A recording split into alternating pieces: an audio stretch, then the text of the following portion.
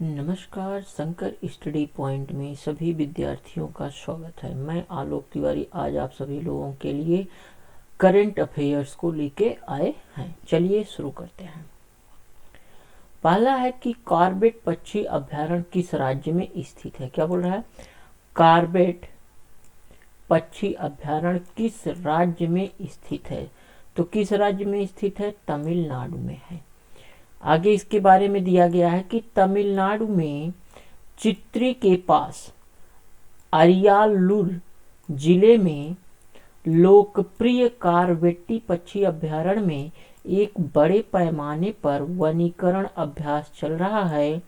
अभ्यारण्य की हरी भरी हरियाली को पुनः प्राप्त करने के लिए बड़ी संख्या में व्यक्तियों के साथ साथ संगठन भी आगे हैं। तो ये पहला क्वेश्चन था। चलिए अगले क्वेश्चन को देखते हैं। अगला है कि भारत की पहली एंटी सैटेलाइट मिसाइल परीक्षण का नाम बताइए। तो क्या नाम है उसका? मिशन शक्ति नाम है। यहाँ पे स्पष्टीकरण में है, व्याख्या में, कि प्रधानमंत्री नरेंद्र मोदी के निर्देश पर रक्षा अनुसंधान और विकास संगठन DRDO ने 27 मार्च 2019 को उड़ीसा के डॉक्टर APJ अब्दुल कलाम द्वीप से एक एंटी सैटेलाइट मिसाइल प्रशिक्षण मिशन शक्ति का सफलतापूर्वक संचालन किया। चलिए अगले क्वेश्चन को देखते हैं। अगला क्वेश्चन है कैंपेगौड़ा अंतर्राष्ट्रीय अड्डा किस शहर में स्थित है? तो किस शहर में है यह? बेंगलुरु में है।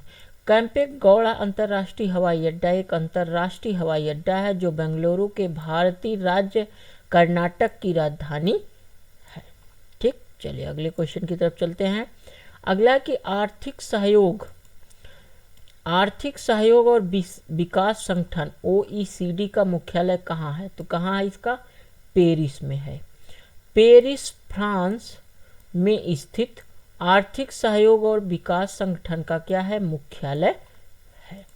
चलिए अगले क्वेश्चन को देखते हैं। अगला है कि कान्हा राष्ट्रीय उद्यान किस राज्य में स्थित है? तो किस राज्य में है? मध्य प्रदेश में है। चलिए अगले क्वेश्चन को देखते हैं। अगला क्वेश्चन है हम लोग का चौरी चौरा कस्बा। क्या बोल रहा है? चौरी चौरा कस्बा भारतीय राज्य केंद्र शासित प्रदेश में स्थित है। तो कहाँ स्थित है यह? उत्तर प्रदेश के कहाँ पे स्थित है? गोरखपुर के पास एक शहर है। प्रधानमंत्री नरेंद्र मोदी चौरी चौरा शताब्दी समारोह का उद्घाटन करेंगे। ऐतिहासिक चौरी चौरा की घटना 5 फरवरी 1922 को ब्रिटिश भारत में संयुक्त प्रांत के चौरी चौरा शहर में हुई थी। पुलिस और स्वयंसेवकों के एक समूह के बीच झड़प के बाद आंदोलनकारियों के समूह ने पुलिस स्टेशन को आग लगा दी थी। चलिए आगे देखते क्या लिखा है। गांधी जी ने इस घटना के बाद कौन सा आंदोलन किया था? क्वेश्चन बनता है। तो कौन सा? असहयोग आंदोलन वापस ले लिया था। जो उनका असहयोग आंदोलन था उसको क्या कर लिया गया था? वापस ले लिया गया था। चलिए अगले क्वेश्चन को देखते हैं। अगला कि हाल ही में NSO के संशोधित अनुमानों के अनुसार 2019 और 20 के लिए भारत की GDP वृद्धि दर क्या थी? तो कितनी है? 4.0% है। राष्ट्रीय सांख्यिकी कार्यालय NSO ने हाल ही में अपना संशोधित राष्ट्रीय खाता डेटा जारी किया। इन आंकड़ों के अनुसार 2019 से 20 के लिए आर्थिक विकास दर को संशोधित कर 4% कर दिया गया है। कितने प्रतिशत? 4% कर दिया गया है। अगला क्वेश्चन है हमारा कि सैंड्रो बोटिसेली जो हाल ही में खबरों में थे, किस देश के प्रसिद्ध चित्रकार थे? तो किस देश के हैं? इटली के थे। सैंड्रो बोटिसेली एक इतालवी चित्रकार थे जो इटली के फ्लोरेंस में रहते थे।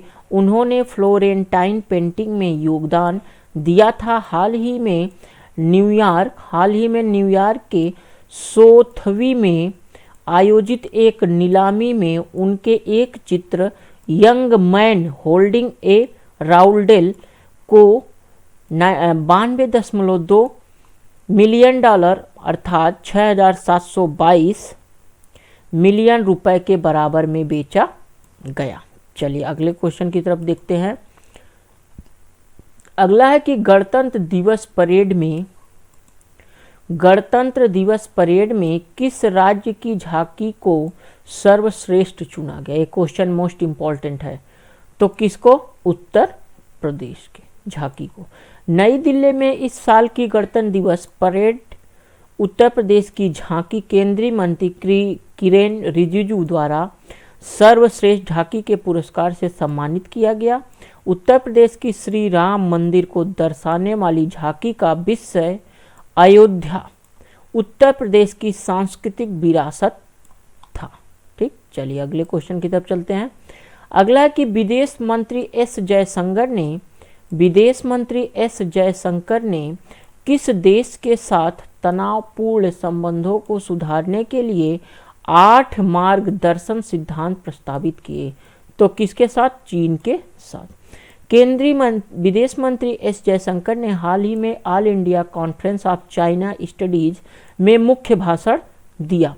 इस सम्मेलन के दौरान उन्होंने चीन के साथ भारत के तनावपूर्ण संबंधों को सुधारने के लिए 8 मार्गदर्शन सिद्धांत प्रस्तावित किए। तो किसने किया था? यह किए थे विदेश मंत्री एस जयशंकर ने। किसके साथ किया था? तो चीन के साथ किया था। चलिए अगला है कि बांग्लादेश सरकार ने हाल ही में भारत को कौन सी मछली निर्यात करने की विशेष अनुमति दी है? तो कौन सी मछली? मछली का नाम है हिल्सा। कौन सी मछली? हिल्सा। वाणिज्य मंत्रालय ने नवनिर्यातकों को भारत में कुल 1500 टन हिल्सा भेजने की अनुमति दी है। हिल्सा की पहली खेप 14 सितंबर 2020 को भारत भेजे जाने की सूचना थी।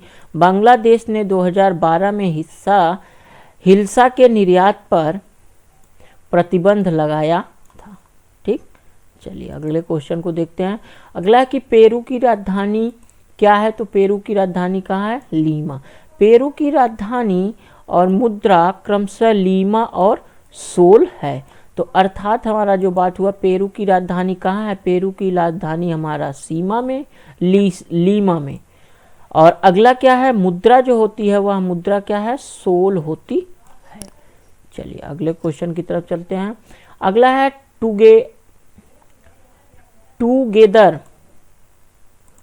टूगेदर वी कैन किस बैंक की टैग लाइन है? तो किस बैंक की टैग लाइन है? यह केनरा बैंक की टैग लाइन है। चलिए अगले क्वेश्चन को देखते हैं। अगला है कि अरुण जल विद्युत परियोजना जो हाल ही में खबरों में थी, निर्माण किस देश में किया जा रहा है? तो किस देश में? नेपाल में किया जा रहा है। प्रधानमंत्री केपी शर्मा ओली की अध्यक्षता में, फिर से देख लीजिए, प्रधानमंत्री केपी शर्मा ओली की अध्यक्षता में निवेश बोर्ड नेपाल IBN ने भारत के सतलुज, कौन सी नदी है? सतलुज नदी या सतलुज जल विद्युत निगम को अरुण जल विद्युत परियोजना का कार्य सौंपा है, जो कितना मेगावाट है? 679 मेगावाट की लोअर अरुण जल विद्युत परियोजना को विकसित करने की परियोजना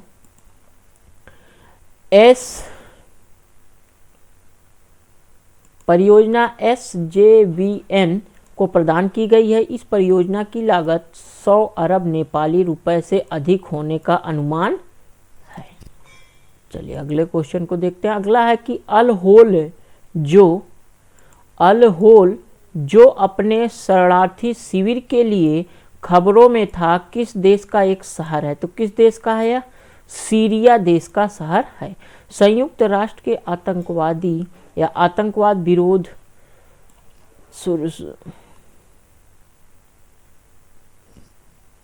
यहाँ पे देखिए क्या लिखा है। संयुक्त राष्ट्र के आतंकवाद विरोधी प्रमुख ने देशों से अल होल में एक विशाल शिविर में फंसे बच्चों की वापसी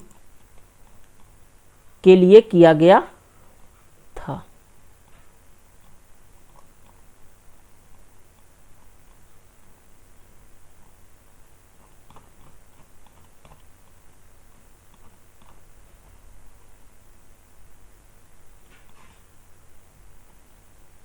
चलिए अगला क्वेश्चन देखते हैं। अगला है कि हाल ही में किस बीमारी के खिलाफ टीकाकरण को राष्ट्रीय टीकाकरण दिवस के रूप में आयोजित किया गया? तो कौन सा है वह? पोलियो है। 31 जनवरी 2021 को पोलियो राष्ट्रीय प्रतिरक्षण मिशन देश भर में राष्ट्रीय पोलियो प्रतिरक्षण अभियान के तहत लगभग 89 लाख बच्चों को पोलियो ड्रॉप पिलाई गई। राष्ट्रपति रामनाथ कोविंद ने पल्स पोलियो की कार्यक्रम 2021 का पहला दौर लॉन्च किया। इस अभियान को लागू करने के लिए 7 लाख से अधिक बूथ बनाए गए थे। अगला क्वेश्चन है, किस राष्ट्रीय नेता की पुण्यतिथि 30 जनवरी को भारत में शहीद दिवस के रूप में मनाया जाता है? तो किसकी है? महात्मा गांधी को। 30 जनवरी 1948 को नाथूराम गोडसे द्वारा महात्मा गांधी की हत्या कर दी गई थी। इस दिन भारत में शहीद दिवस के रूप में मनाया जाता है। इसके द्वारा गांधी जी और देश की स्वतंत्रता के लिए बलिदान देने वाले शहीदों को श्रद्धांजलि दी जाती है। चलिए अगला क्वेश्चन देखते हैं। इंदिरा गांधी अंतर्राष्ट्रीय हवाई अड्डा किस शहर में है? कौन सा? इंदिरा गांधी अंतर्राष्ट्रीय हवाई अड्डा तो कहाँ है? दिल्ली में है। नागरिक उड्डयन मंत्रालय हरदीप सिंह पुरी ने दिल्ली के इंदिरा गांधी अंतर्राष्ट्रीय हवाई अड्डे पर भारत के पहले जनरल एविएशन टर्मिनल का उद्घाटन किया, जिसमें निजी जेट एवं चार्टर्ड उड़ानों के माध्यम से उड़ान भरने वाले यात्रियों की आवाजाही की व्यवस्था थी। ठीक, चलिए अगला है कि मेहदी वन्य जीव अभ्यारण्य किस राज्य में है? तो किस राज्य में है? गोवा में है। किस राज्य में है यह? गोवा में है।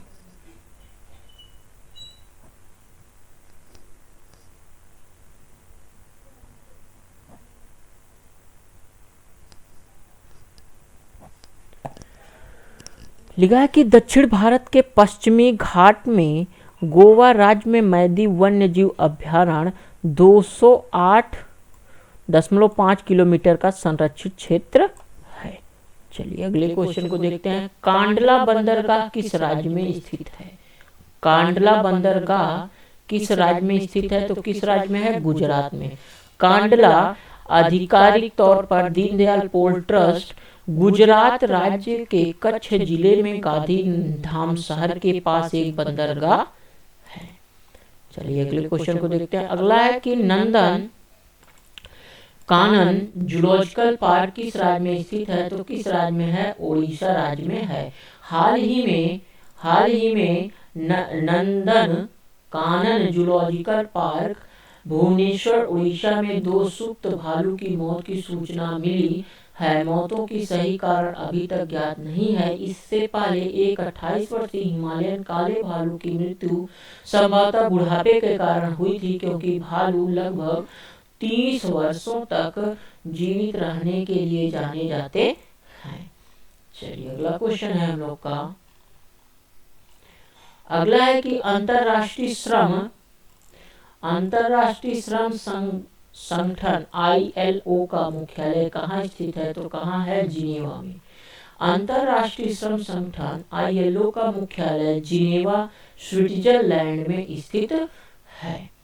तो ये आज थे अति महत्वपूर्ण current affair. Shankar study point channel को सब्सक्राइब करिए, शेयर करिए, लाइक करिए और बेल आइकन को प्रेस करिए, जिससे आने वाली सभी वीडियो को विद्यार्थी सबसे पहले देख सके। थैंक्स।